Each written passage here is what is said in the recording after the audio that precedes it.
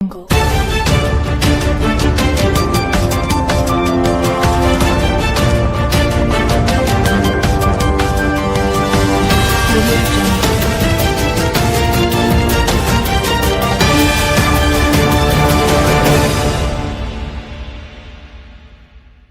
कार्य साथियों नमस्कार। मैं अनंगपाल राठी, जाट संसार पत्रिका यूट्यूब चैनल से। साथियों, सबसे पहले मैं जाट महासभा मुजफ्फरनगर के उपाध्यक्ष पूर्व शिक्षक राधेश्याम बालियान जी के स्वस्थ होने की मनोकामना भगवान से करता हूँ। आज सवेरे ही उनके अस्वस्थ होने का समाचार मिला। राधेश्याम बालियान जी बहुत ही व्यवहार कुशल व्यक्ति हैं। समाज के लिए अभी आपकी बहुत जरूरत है। आशा है भगवान आपको जल्दी स्वस्थ करेंगे। साथियों, आज का विषय है, कभी कभी हम दो ध्रुवों के बीच में अपने को फंसा पाते हैं और भगवान ही हमें, अगर हम सच्चे हैं, सत्य पथ पर चल रहे हैं, तो भगवान हमें वहां से निकाल देते हैं। ऐसी एक घटना उस समय हुई थी जब बाबा महेंद्र सिंह टिकैत के नेतृत्व में असहयोग आंदोलन चल रहा था। असहयोग आंदोलन कुछ इस तरह था कि जो किसानों के लोन थे उनको बंद करना, उनको जमा नहीं करना, जिससे सरकार दबाव में आई। और उसी समय बाबा टिकैत जी ने यह भी घोषणा कर रखी थी, जो भी अधिकारी गांव में आए उसको बंधक बना लिया जाए। हमारा गांव वाजिदपुर इफको द्वारा गोद लिया गया था, तो समय समय पर यहाँ विचार गोष्ठी और इफको द्वारा यहाँ के किसानों को टूर भी कराए गए। चौधरी पुष्पेंद्र जी उस समय बड़े अधिकारी थे इफको में। वो अच्छे अच्छे कृषि वैज्ञानिकों को बुलाते थे और अच्छे टूर भी उन्होंने यहाँ के किसानों को कराए। एक दिन इफको की विचार गोष्ठी भारतीय किसान यूनियन के तत्कालीन गांव वाजिदपुर के अध्यक्ष चौधरी लाल सिंह जी के यहाँ पर चल रही थी और उसमें मुख्य अतिथि एसडीएम राम सिंह जी थे। वह मेरे बहुत अच्छे मित्र भी थे। मीटिंग बहुत ही अच्छी रही, काफी संख्या में किसानों ने भाग लिया। उसके बाद किसानों को भी जलपान कराया गया और एसडीएम साहब को अलग से जलपान कराया गया। कार्यक्रम समाप्त हुआ ही था, तभी एसडीएम साहब अपनी गाड़ी से निकल लिए और इत्तेफाक देखिए कुछ ही क्षण बाद चौधरी महेंद्र सिंह टिकैत वहां आ धमके। चौधरी साहब का पूरा स्वागत सत्कार किया गया। उन्हें काफी लोगों ने जो है उनकी बातों को पूरी तवज्जो दी। इस तरह कुल मिलाकर के चौधरी साहब को हमने थोड़े समय में ही अपने पक्ष में कर लिया, या यूं कहिए उन्हें हमने संतुष्ट कर दिया। इस तरह अगर एसडीएम साहब थोड़ी देर और रुके होते तो एक बहुत बड़ी समस्या सामने आ जाती, और वह समस्या यह थी कि चौधरी टिकैत अवश्य कुछ ना कुछ एक्शन लेते। और चूंकि एसडीएम साहब मेरे दोस्त थे तो वो सारा आरोप मेरे ऊपर आता कि राठी जी ने ही यह सब कुछ कराया है। भगवान ने हमारी ऐसी रक्षा की कि एसडीएम साहब भी संतुष्ट और बाबा टिकैत जी भी संतुष्ट, दोनों प्रसन्न हुए गांव में आकर के।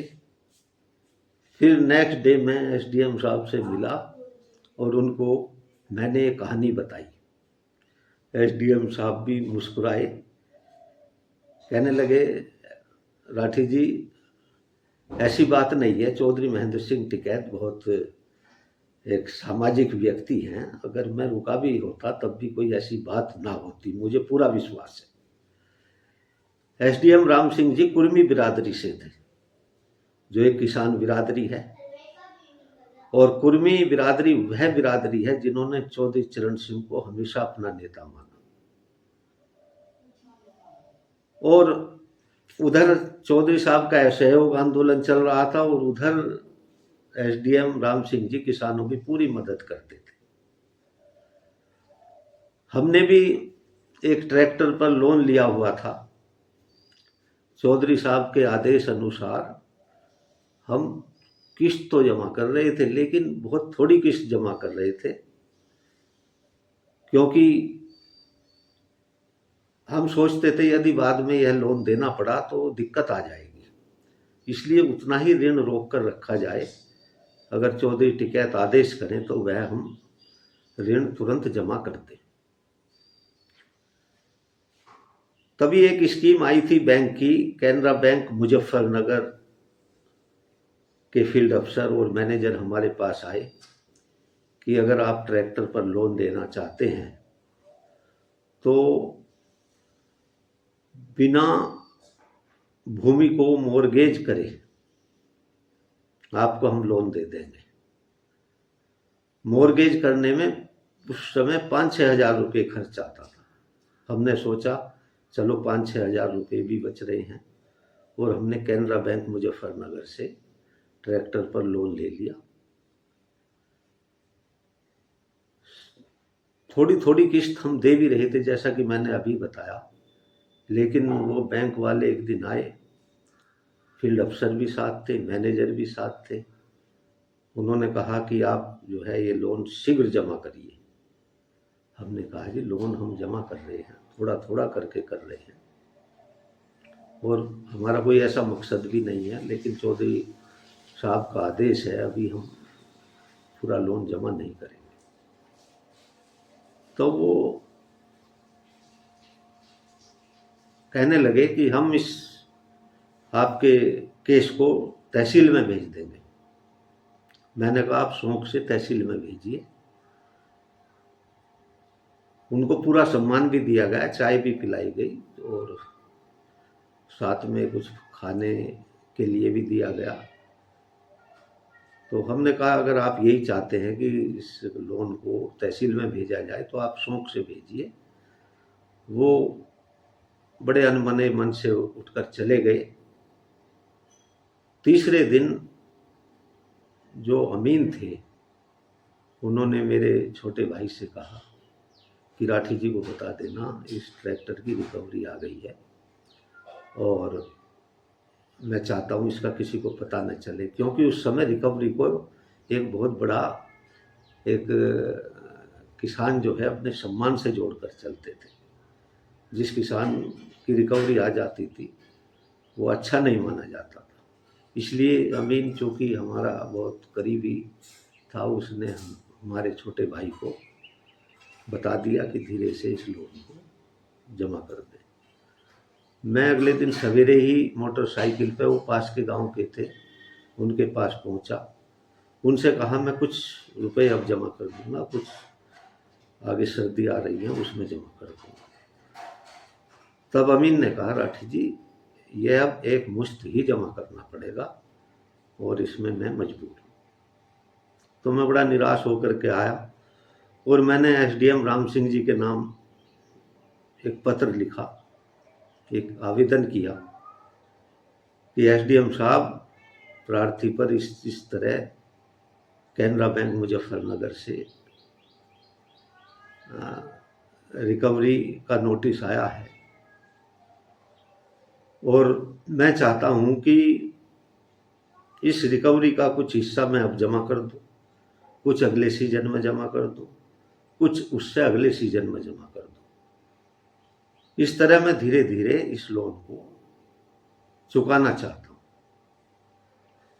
तो वह आवेदन मैं जब सवेरे 10 बजे ही एसडीएम दफ्तर पर पहुंचा, सामने ही एसडीएम साहब बैठे थे, कैप लगाया करते थे। वो मुझे देखते ही कहने लगे अरे आओ राठी जी सवेरे सवेरे कैसे आना हुआ। तब मैंने उनके सामने वो एप्लीकेशन रख दी।